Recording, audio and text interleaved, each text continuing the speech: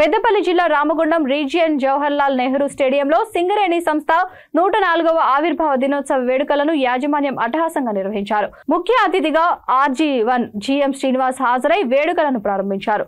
ఈ సందర్భంగా వారు మాట్లాడుతూ సింగరేణి సంస్థ ఆవిర్భావం నుండి ఎన్నో ఒడిదుడుకులను ఎదుర్కొని దక్షిణ భారతదేశానికి ఐకాన్గా నిలిచిందన్నారు. ఉత్పత్తిలో పాటు కార్మికుల సంక్షేమం, రక్షణపై యాజమాన్యం ప్రత్యేక ప్రణాళికలను ఏర్పరిచిందని పేర్కొన్నారు.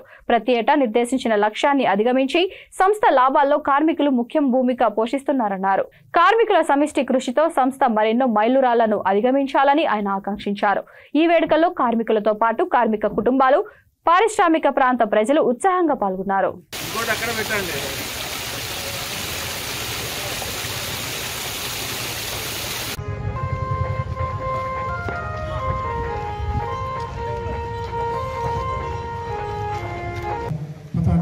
చేస్తాను వారికి సహకరించాల్సిందిగా కోరుతాము.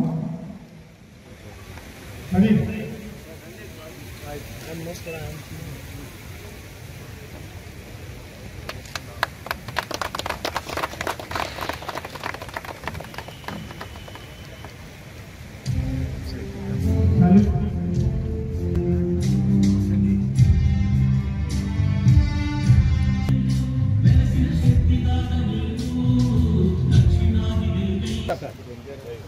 కొంచెం వెనుకకు తీసుకోవాలి.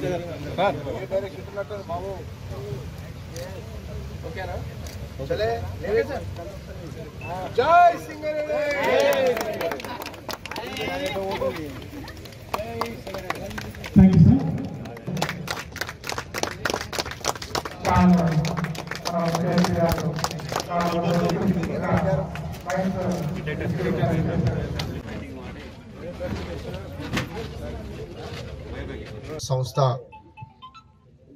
మొదటగా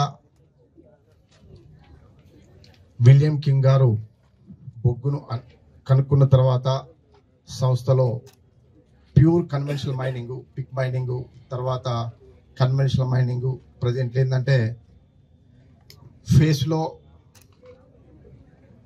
ఇమ్మీడియట్ ఫేస్లో మ్యాన్ పవర్ ఎక్స్పోజర్ తగ్గించేసి సేఫ్టీని పెంపొందించే ఉద్దేశంతో మనము save mechanization SDLs, LHDs, continuous miners, తర్వాత ప్రపంచంలోనే highest capital intensive project long wall technology కూడా మన సంస్థలో నడుపుకుంటున్నాం.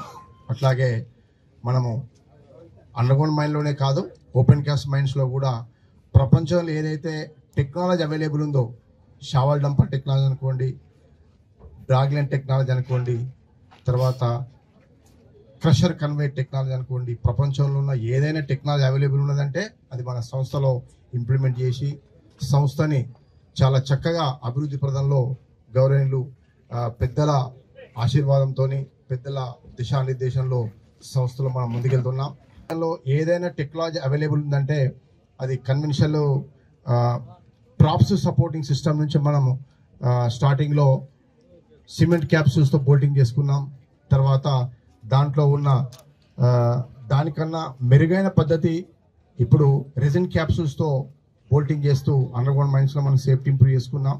ఏదైనా ఒక టెక్నాలజీ